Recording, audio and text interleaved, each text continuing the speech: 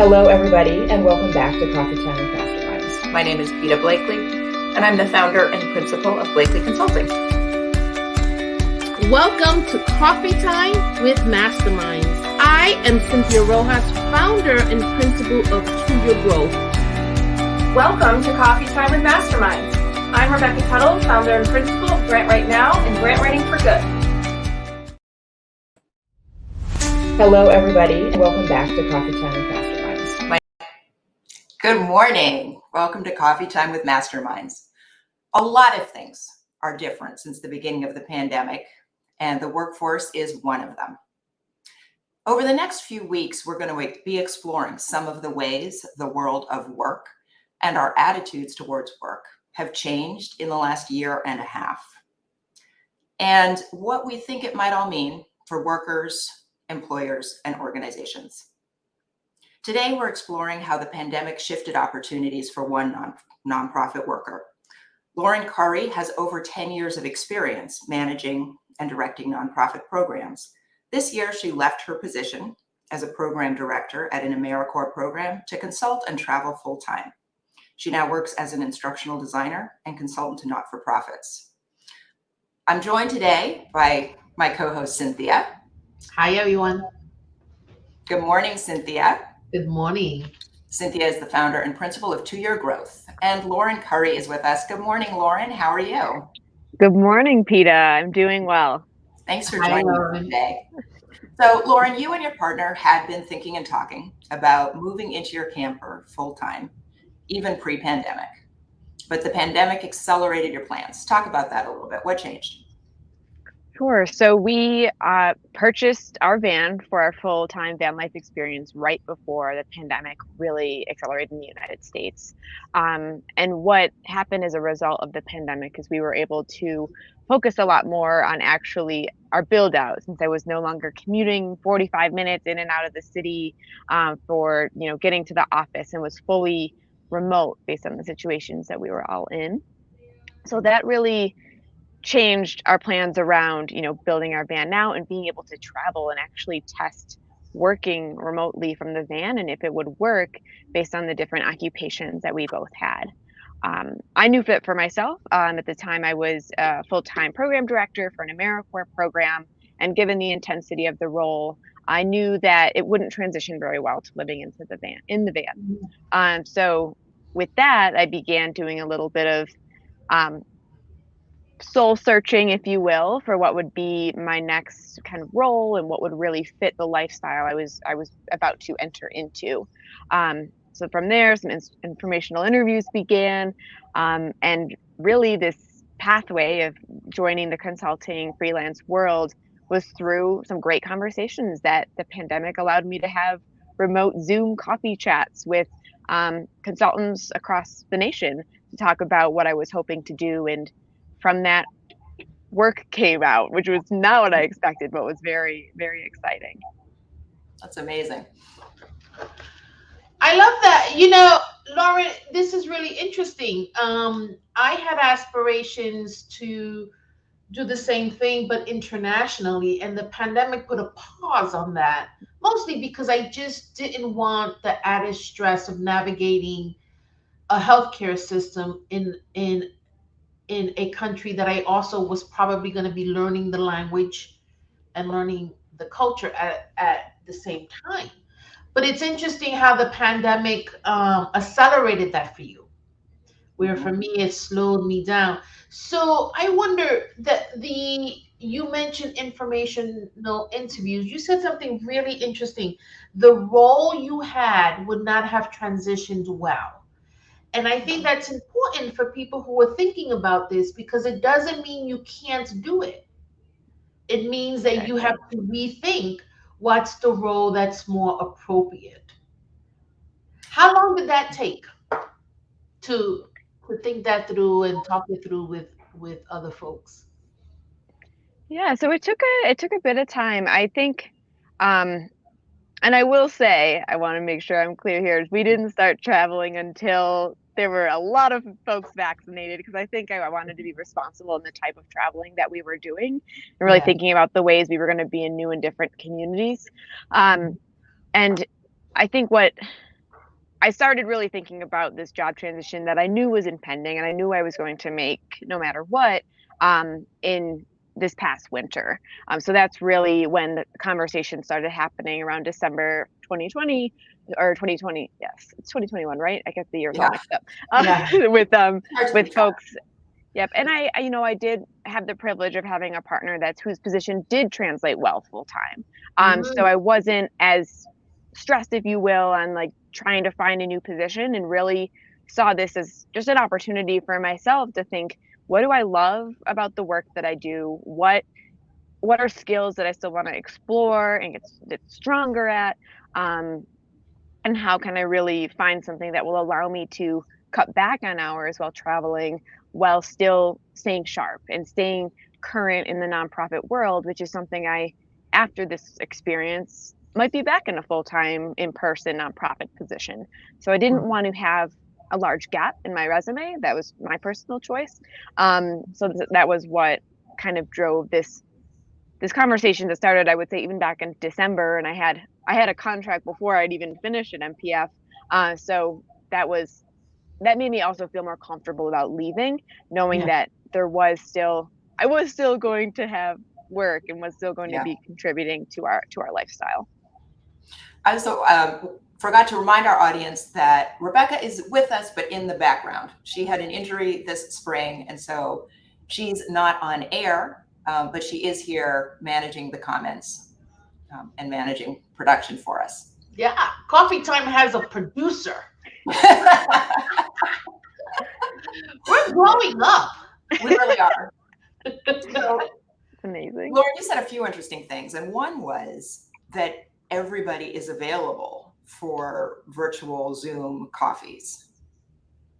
And I thought that was a really, I had the same experience through the pandemic that, whether people are near or far is irrelevant. And that there's a really high willingness to jump on a Zoom call. I think it's a lot more convenient for people than a 2-hour, coffee invitation. Yeah, absolutely. Yeah.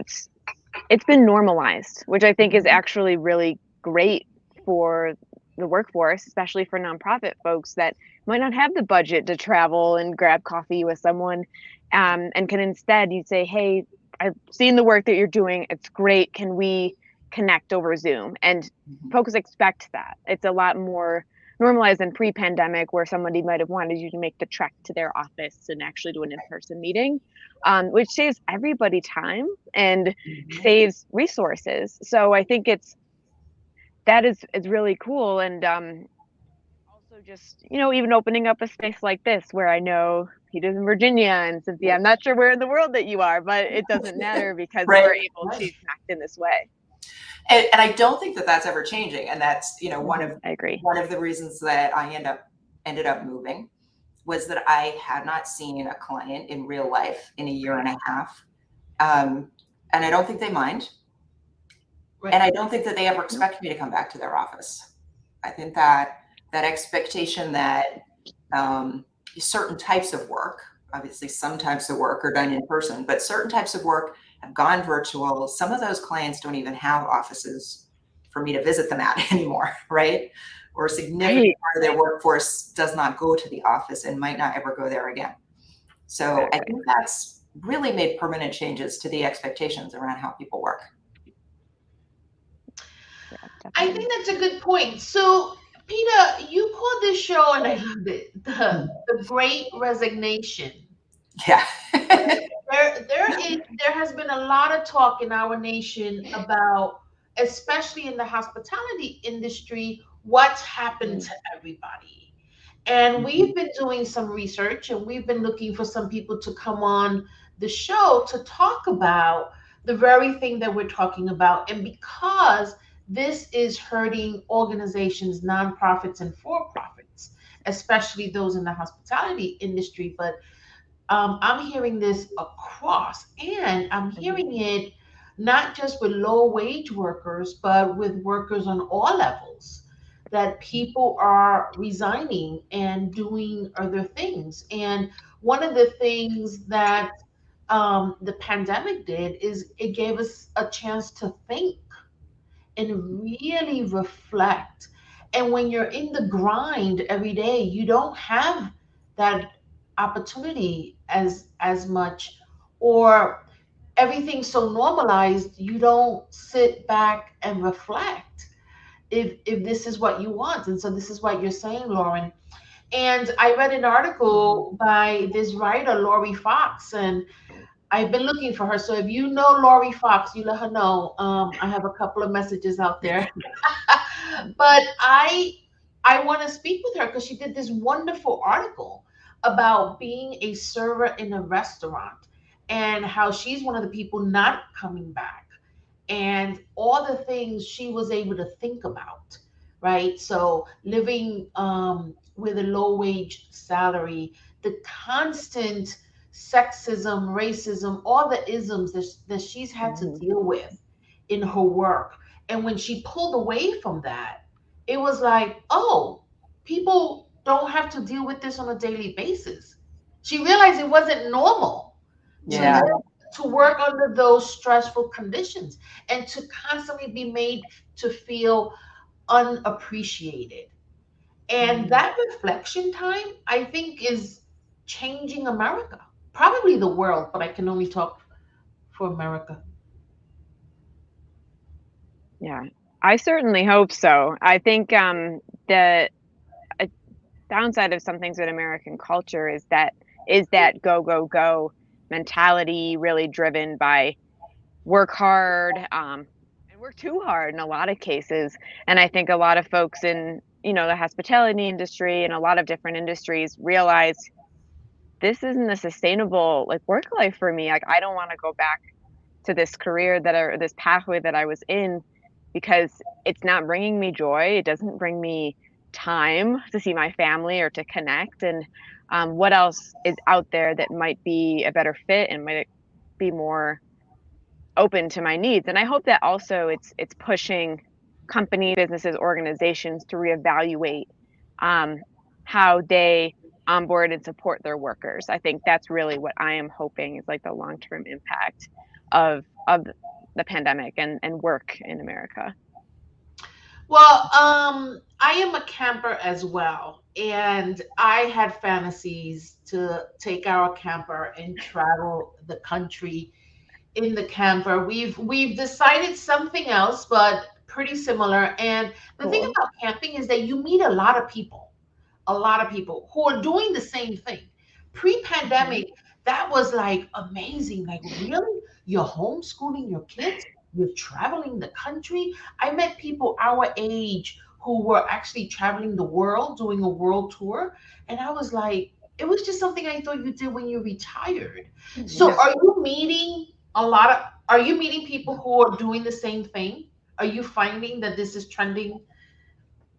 Oh yeah, absolutely. I definitely think it is. And I think yeah, and one good thing that did come out of the pandemic is that these different non-traditional pathways people are taking are not seen as strange or unexpected. And as a younger adult, like it's a little bit more normalized for me, which is great. So when I remember when I told my VP what I was doing, he said, "That's awesome. That's so great. I'm so happy for you." And I just wonder if he would have had the same response had this been before the pandemic. Right. Um, Right. so I think yeah, and there's different with being in a van and with traveling and wanting to be in more remote areas, there's different considerations that we've had to make around access to internet, access to or Yeah. creating comfortable working spaces in the van. And I think it's all possible. It's just having the forefront thinking to be prepared to be in the right situations, and then also a mindset that you're okay with being flexible and changing your plan last minute. But that's Yeah. I've definitely found a number of folks that do this too. Yeah. One of the things that we found, remember early on in the pandemic, Cynthia, you said everybody is so forgiving now. Yes. Everything is new and different, and nothing has to be perfect. And when you are running a webinar from your kitchen table, like it's just a completely different vibe. And I Mhm. think that level of acceptance Yeah. is facilitating things like working full time from a van, right? The last bit of our artificial distinction between, professional life and living has fallen away now that everybody works from their houses, right? Now that everybody sees everybody's family and pets on every Zoom call. And I think it's really opening up some opportunities. I mean, Lauren, do you feel like it's more feasible to consult from a van now than it would have been 2 years ago? Like, I feel like 2 years ago, it would have been a little bit harder to build a consulting practice. Absolutely. And I'm not sure if people would have taken me seriously, if I Yeah. had said I'm going to travel and work from a van. And I think now all of my clients that I work with know and are excited to ask, where in the world are you and what are you up to? And I think as long as, I'm producing like what's expected of me, folks, and this is how it really should be. People are more understanding and accepting of where you are and what you're doing. And I think that is now translating across the board. Yeah, I've begun traveling. My family lives in Florida, and so I've begun reconnecting with them. I go there almost every other month, and it's interesting because my clients are always kidding around, like, "What's my background going to look like today?" Because I'm either at an Airbnb, at my mom's house, or I'm at well, I can't do cafes. I've been at the airport and needed to do a Zoom call. So everybody's like interested what the background is going to look like. And you're right. I've normalized that with them, right? And so where I'm at is no longer an issue. And really interestingly, people think that I'm on vacation. I'm like, no, no, no. I've only moved my office. I Right. have a traveling office, right? I can still work and still be with family and not miss a day of work. And the interesting thing is, if I worked in an office or with an organization, I would have to take vacation time. Like, this pre-pandemic way of living doesn't make It sense doesn't make any anymore. sense anymore, does it? No. It doesn't make sense. Like I stopped going to the office before everybody stopped going to the office, right? Because I started consulting from home a few years ago. And I was amazed at how much energy and time, like what proportion of the good thinking time and energy of my day went into getting dressed and commuting to the office. Yeah. And the fact that like pretty much the best problem solving hours of the day were gone by the time I got there. And all I had done was like, shower and put on pants, right? And when I started working for myself, I was like, wait, you could go to work and then shower, right? Yeah. The productivity gains are amazing, and I think people are going to Definitely. start to think more like that. Like, well, maybe my work should be arranged around me instead of my life around my work. Yeah. I love that. I love that. Range around you. Yeah. Yeah. Mhm. What do you Yeah. think it's going to look like in 2 years? Goodness. Lauren, what do you think? That's Like, a great question. thinking forward to the rest of your career?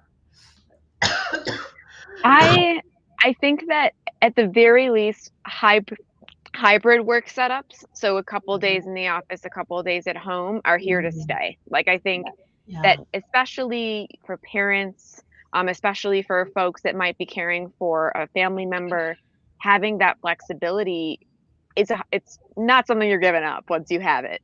And I think that hopefully, like, organizations and businesses do recognize that the importance of that and continue to make that flexibility for their employees. Um, and I would be happy to go back to that type of structure, to have some days in an office where I get to still build in-person community with folks, but then still have that in-person, to Peter's point, not having to commute, not having to get myself together, just getting right into work and my flow. Yep. And I also think I think Zoom life is here to stay as well. I think the ability to connect with people and um, from different places and to collaborate and to be innovative, and the technology that has even grown out of making Zoom a collaborative space is going to continue to flourish. In my optimistic view, I really hope that um, there is this shift in the way that we look at work in the US, and creating more space for workers to take time off, to care for family, to do these different things that just we're really difficult pre-pandemic, and continue to be really. And in some ways, they got more difficult during the pandemic, Absolutely. and I think that pushed the conversation, but it pushed a needed conversation that people don't entirely leave their home life at home when they're working, even under normal circumstances, which I don't think we're ever going back to what it was before, which is why I keep saying there's, normal. There is no normal anymore. No, Yeah. there's no normal. No. I think what's going to happen, if I could predict the future, I think we're going to see a lot of entrepreneurship, solopreneurship. I think I wonder if the workforce is going to shift, and organizations are going to start thinking, do they really need employees, or could they have contractors, right? So they also have some flexibility. I mean, that relationship has a bunch of pros, right? There's office politics I don't have to deal with anymore, right? Organizational culture is becoming challenging to contain in a virtual setting. And so I've been doing some thinking with organizations around that. Like what is our new culture? Right? What does this mean for meetings? And all these things that play a major role in the office are now being thought about in the virtual space. So I wonder if in 2 years we're going to meet more people who are off on their own and freelancing or doing contract work than employees. Yeah, I mean, companies are shutting down entire arms of their office space that they have booked in New York and all these big cities and remote is what they do now. That's what they're here to say. So it does ultimately save the company money having their employees at home, and most employees are also excited about that continued prospect. Yeah. Right. Yeah. So I've predicted the future. We can all go home now. You got out your crystal ball. Yes. There's still a lot of interesting things about that to discuss. The question of whether people should be paid, or whether people's pay should vary based on where they live, which is really interesting. Yeah. Definitely. Yeah. And so what this has done to nonprofits and also to organizations is that turnover is escalating, because now the opportunity is right now. I could get a job in California and never step foot there. Right. So now I'm not only looking at what's close to home and having to consider the commute, which was a really big factor for people, but the world has become my oyster now, and I can apply. So organizations are also being forced to rethink their flexibility, and the challenge for them is the mind shift that has to happen. Right? What does it mean to have everybody work remotely? How do we hold people accountable? Right? How do we make this happen in a way that somebody told me recently? I used to associate my staff being in the office with them working. So just and she realizes now, she's like, they probably weren't working. They were. They were on Amazon. Maybe a little. And she says, and so that was my benchmark. You're in the office, you're working. And she says, and I can't wrap my head around that they could still be working, but they're working at home. Like she associates being home with not working. That's a factory model of productivity. Yeah. Oh, I love that. When people come to the factory and work, it makes a lot of sense. And when people are, weaving and sewing, you can tell that they're working. The kind of work I do often looks like sitting at my desk and staring into space. Like it really doesn't matter whether I'm in my office or walking the dog. I might be working, or I might be completely not working, right? So the office setup, once we got computers, right, the office setup started to not make a whole lot of sense. Right? You could sort of be anywhere and be doing it.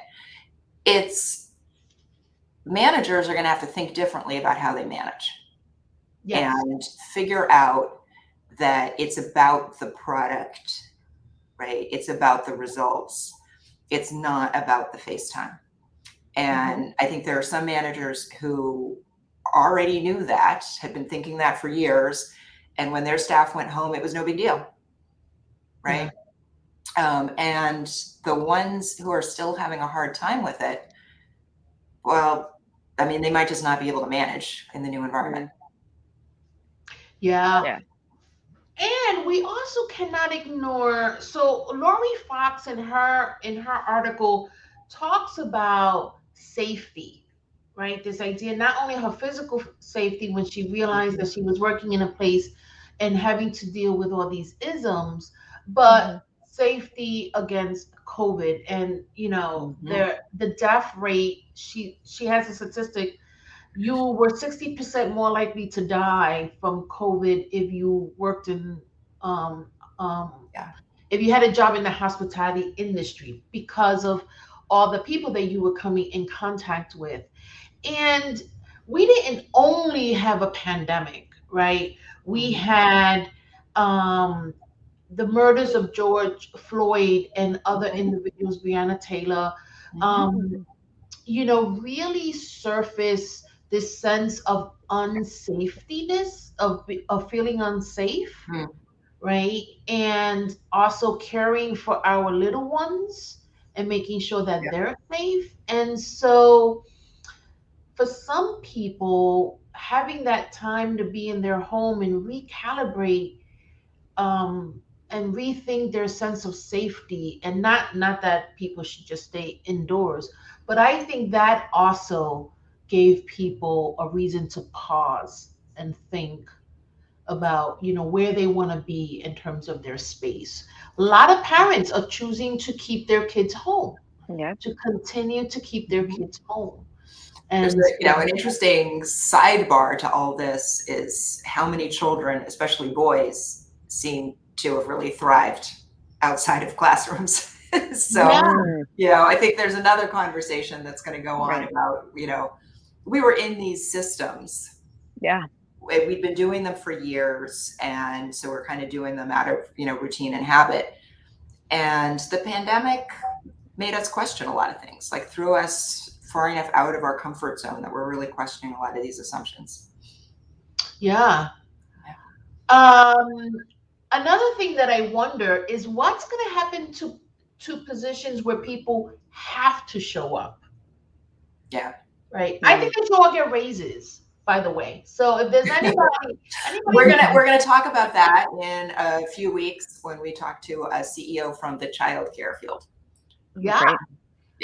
I mean, because they're, when I go to the supermarket, although more and more markets are putting those self checkout things. But I'm so conscious when I interact with a cashier or with a receptionist, right? I went to the doctor the other day and I'm like, wow, she has to come to work, right? And she has to sit behind that desk. Her life didn't get modified. Right? And so what happens to that group of employees is going to be interesting. I think it was you, Peter, who said, or was it a guest that we had on the show? What if reception desks had screens and the receptionist came up on the screen? Oh, yeah, right. She could be known. Right. The technology exists. Right. Yeah. That's a great idea. I tell you, we're just inventing it today. So, Myra's on. Yeah, she's got a great comment here. Safety and fear has been two of the things I've been trying to help my schools with because they have so many staff members that are really afraid. And if one is fearful, instruction is not productive. I think maybe if one is fearful, no kind of work is productive. Any other advice you can give? Yeah.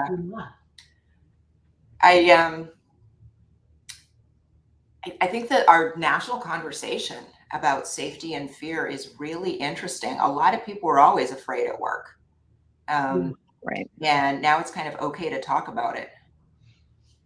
Yeah. Mhm. And I think, Myra, thank you for asking for advice. I wonder if these are conversations that are being had with the people who feel this way Yeah. and not Mhm. just the leaders of the schools, right? Now, I know that there's a lot of towns where they monitor the budgets and what's happening in the schools, their superintendents. There's a whole lot of layers of leadership within the schools, but that has to be resolved. It really, really does, because you're right, Myra and Peter. If our teachers don't feel safe to come back into the classroom, and there are some kids who are doing well at home, but there are some who needed to go back Hmm. to schools, then we run the chance of really having a negative impact on our young people. Yeah. Mhm. All right. Well, Myra, we're going to continue this conversation because it's a hot one. So we will keep that in the back of our mind. Lauren is available for additional consulting work, and you can see her LinkedIn in the banner below. Nice. Well, Lauren, thanks so much for joining us today. This has been a really interesting and eye-opening conversation. Thanks yeah. for having me. Thank Great you, to see you Lauren, both. and enjoy your travels. Where are you right now? We are right outside of Bryce Canyon in southern Utah. So we'll be working rest of the morning and then heading into the park. So kind of one of the fun Oh, parts about van life. That's so great. to you. That's awesome. Well, safe travels, enjoy, and Thank you. we'll see you all next week. Have a great weekend, everybody. Thank you. Bye. Thanks. Bye bye.